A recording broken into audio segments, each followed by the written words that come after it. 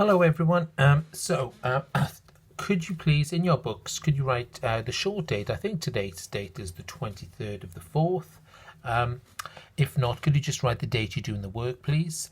And the learning objective is to use Venn diagrams to calculate probability. So if we can do the short date and learning objective in your book, please.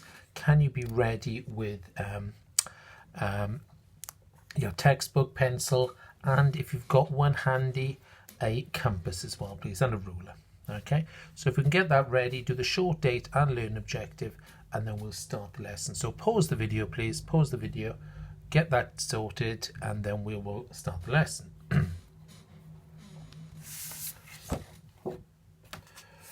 Right, so let's just start off with looking how Venn diagrams work. So here we have, and you have to excuse the sort of it's going to be a little bit messy with because I can't use a compass with my pens.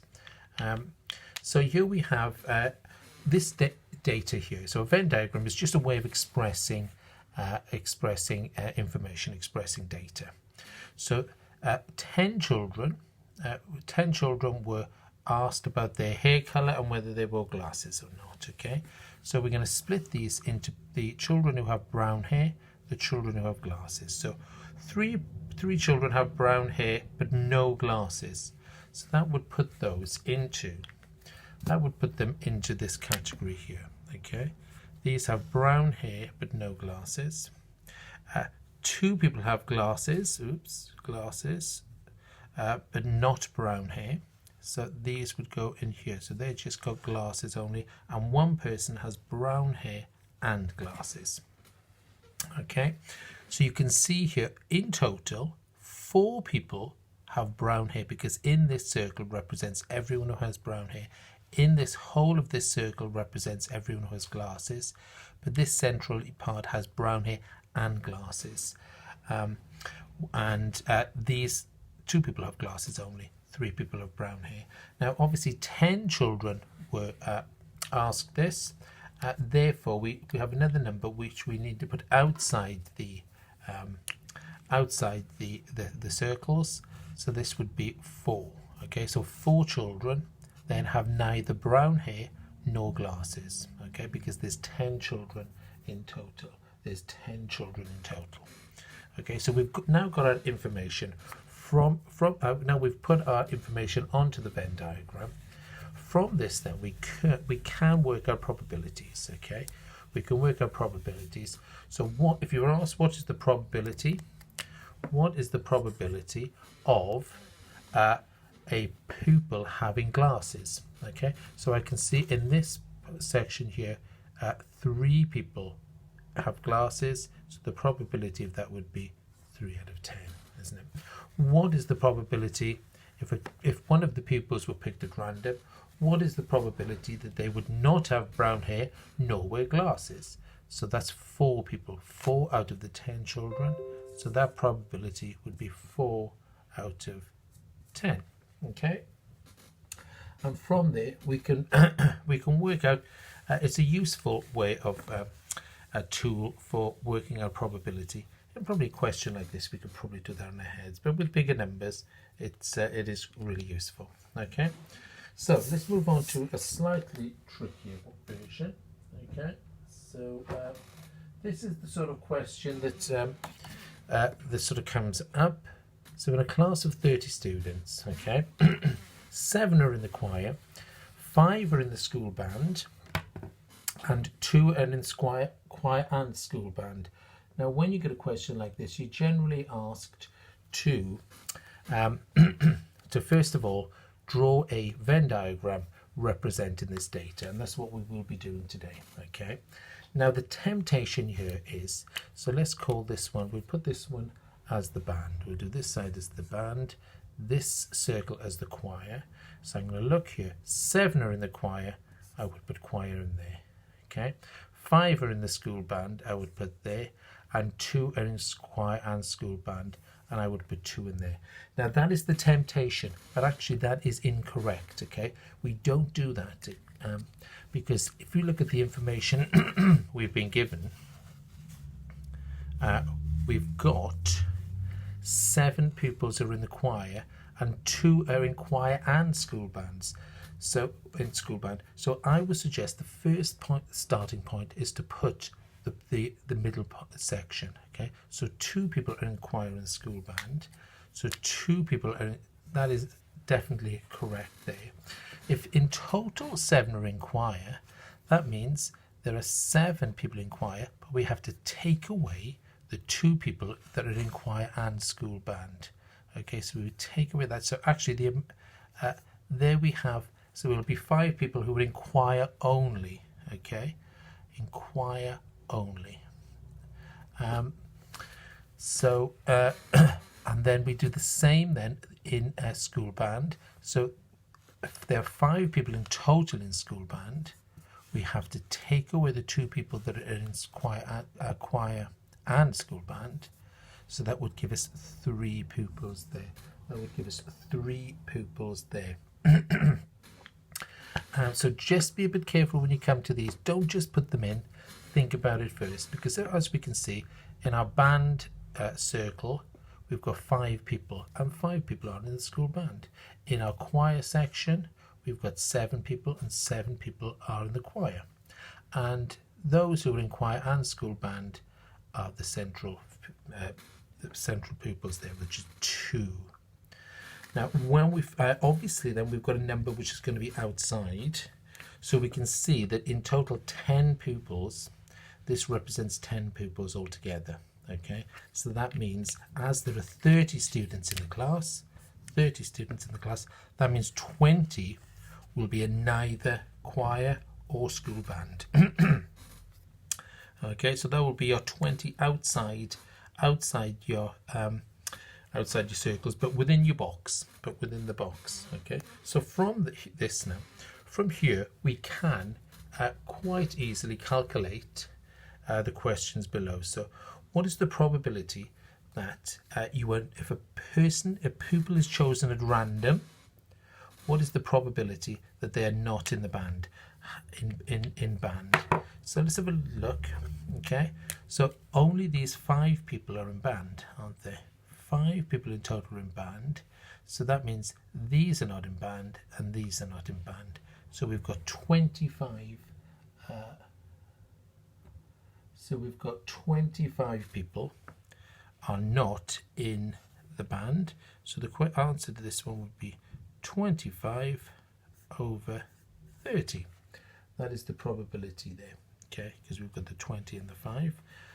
What is the probability you're not in the choir nor in the band? Okay, so not in choir nor band. So again, that is just this number here. That is just this number here.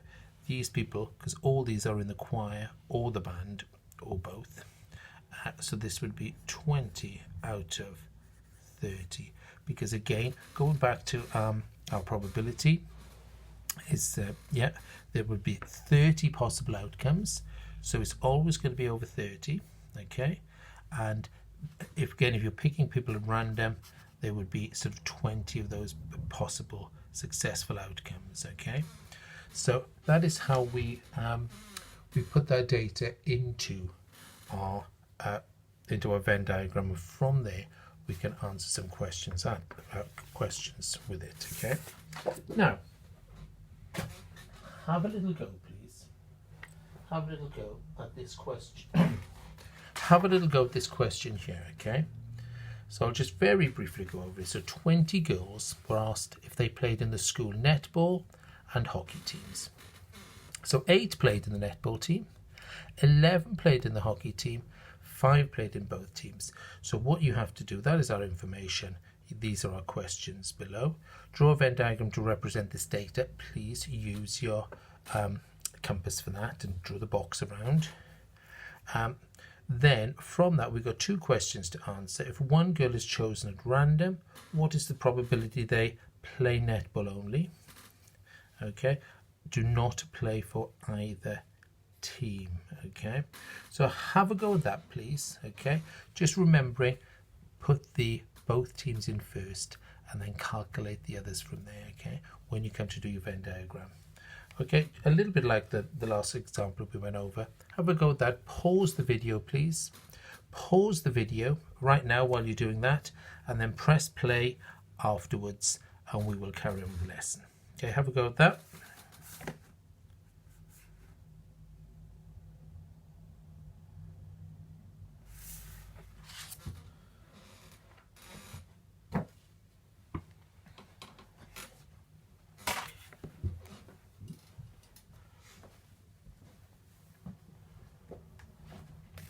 So let's quickly go over the question I just set.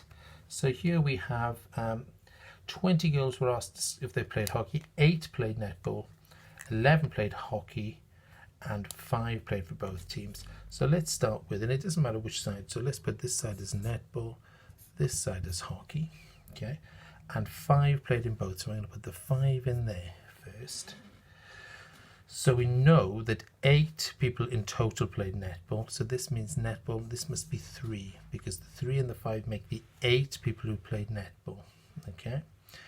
In the hockey, we've got, we know that 11 people played hockey altogether. So this is going to be 6, because again, in our whole circle here, another way of looking at it was 8 people played hockey minus the 5 that play both. Means 3 people play hockey only, play netball only. And the same with hockey, 11 people play hockey minus the 5 that play for both teams, so 6 people play hockey only. Okay, so that would be the first part. Now we know that in total there were 20 girls, so far we've got 11, 14, so that means 6 people remain outside. So 6 of the pupils do not play for any of the teams. Okay, so that is how your Venn diagram should look. From there, let's have a little look at how many people play netball only. So this is the number we play netball only, isn't it? Because these also play hockey. So this is our netball only. So it would be 3. We know it's 20. So the probability of that would be, of that question is 3/20. Do not play for either team. So if you don't play for either team, you're outside, aren't you? You're outside here. Okay, so again, that would be 6 pupils out of 20. So the probability is 6/20. Okay, hopefully you've got that without too much difficulty. Okay, to remember when you're drawing your own, if you can make sure, please, that you use a compass, start with the central amounts when you're filling in the box, and from there you can work out probabilities without too much difficulty. Right, okay, let's have a little look there at today's work that I'd like you to do. So obviously you've already done that question there. Okay, we've got it right. Can you please then have a go at, on page 185, could you do question 5, please? Then on page 192, it's a strengthen question. Could you do question 6? And it is an extend question, but I know we can all do this one. And actually, it's a good one because you don't have to draw anything.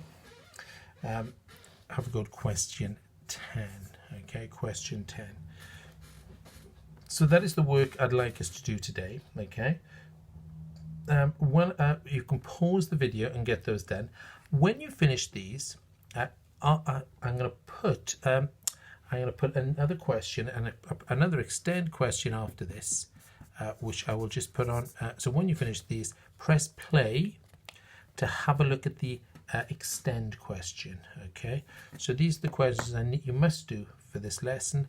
And then I'm going to put an extend question after this. So press pause, have a go at those, please. Okay, when you finished, can you please make sure you send me your work today, please, ideally today.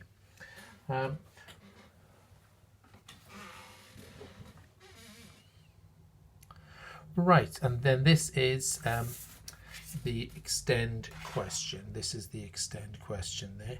Remember, if there's anything you're not sure of, you can always go back and check the video and go over it again. Okay, so have a go at that one. Let me just check it's all fitting in. Yeah, that's okay. So have a go at that, please, for the extend question if you fancy it. Right, good luck with it all. Bye.